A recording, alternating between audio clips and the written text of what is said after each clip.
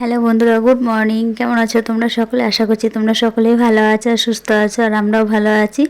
আর সকাল বাজে এখন 9টা। উঠেছি, যখন ঘরের দরজা খুলি ঘুম থেকে উঠে দেখি সমস্ত কাজ বাজ কমপ্লিট হয়ে গেছে। না তো কে করেছে? মা করেছে। তো আমি যেদিন তাড়াতাড়ি উঠি সেদিন আমি করিনি, মা যেদিন তাড়াতাড়ি ওঠে সেদিন মা করে নেয় কাজ বাজ। কেউ কাউরির জন্য ফেলে রাখি না, বা ভাগাভাগির কাজের কোনো আমাদের নিয়ম নেই। যে যখন পারে সে তখন করে নেয়। তো সকালবেলা উঠে আর কি করব, বিছানাটা এখন তাহলে পরিষ্কার করে নিই, কাজবাজ হয়েই গেছে যখন। আর বাকি রয়েছে রান্নার জোগাড় যন্ত্র, সেটা করা যাবে ধীরে সুস্থে।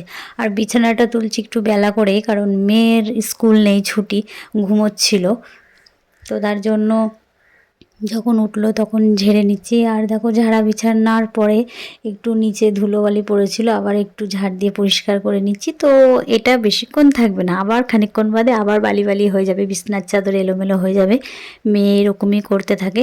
তো যাই হোক, একটা কাজ নিয়ে পড়ে থাকলে তো হবে না, ঘড়ির সাথে সাথে দৌড়াতে হবে। যত বেলা বাড়ছে তত কাজের চাপ বাড়ছে।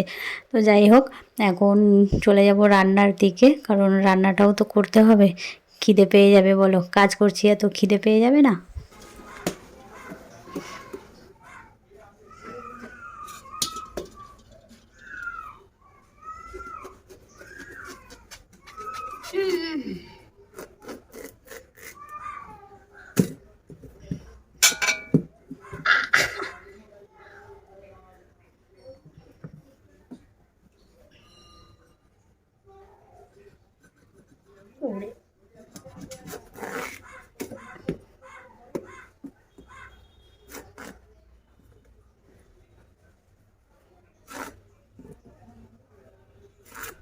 এদিকে লাউগুলো দেখো ডুমো ডুমো করে কেটে নিয়েছি। লাউটা অনেক দিনই হয়েছে, বাইরে ছিল, ফ্রিজে রাখা হয়নি, তাও 3-4 দিন ধরে ছিল। দেখো কিরকম শক্ত শক্ত বীজ হয়ে গেছে, তো বীজগুলো ফেলে ফেলে কুচিয়ে নিলাম। তো লাউ কুচিয়ে রেডি করে নিয়েছি।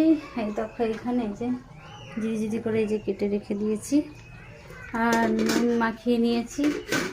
লাউটা বসিয়ে দিয়ে প্রেসার কুকারে ভাত নামিয়ে ফেলেছি। ভাতটা খাবো, লাউটা হতে হতে ধিম আছে দিয়ে ভাতটা খেয়ে নেবো। বাজে গিয়ে 10টা 5। এরপরে যদি রান্নার আশায় থাকি তাহলে আর খাওয়া হবে না। তো এটাই এখন প্রথমে বসাবো। আর রান্না করবো হচ্ছে কি ডাল।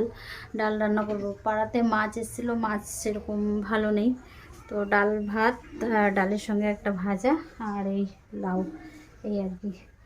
আর মেয়েকে খাইয়ে দিয়েছি, মেয়ে খেয়ে কাকিদের ঘরে গেছে।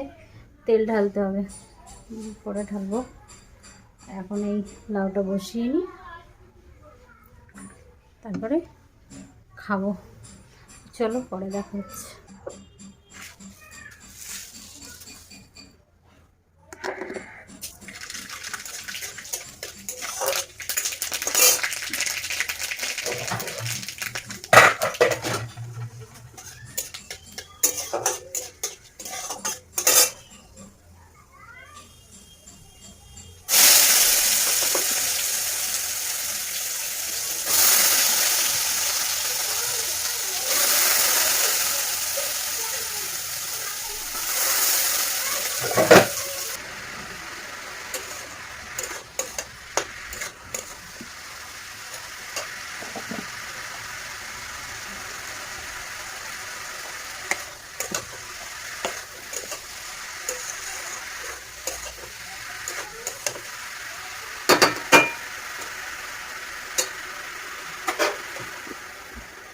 আর এই যে ডিমের তরকারি আর ভাত নিয়ে বসেছি।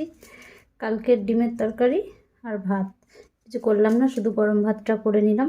আর তরকারিটা দিয়ে এখন খেয়ে নেব।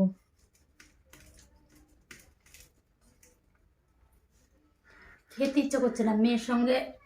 মেয়ে যখন খাচ্ছিল তখন মেয়ের সঙ্গে কয়েক গাল খেলাম, তো ওইটুকুনিতেই পেট ভরে গেছে। এরকম আমার অভ্যাস হয়ে গেছে, মেয়েকে যখন খাওয়াই 2-1 গাল করে খাই আর পেট ভরে যায়। এই জন্য পরে আর খেতে ইচ্ছা হয় না।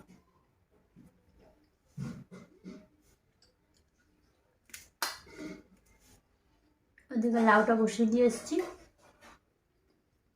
খেয়ে নিই, গিয়ে ডালটা বসাবো। আর এখন বাজে দুপুর 1:30।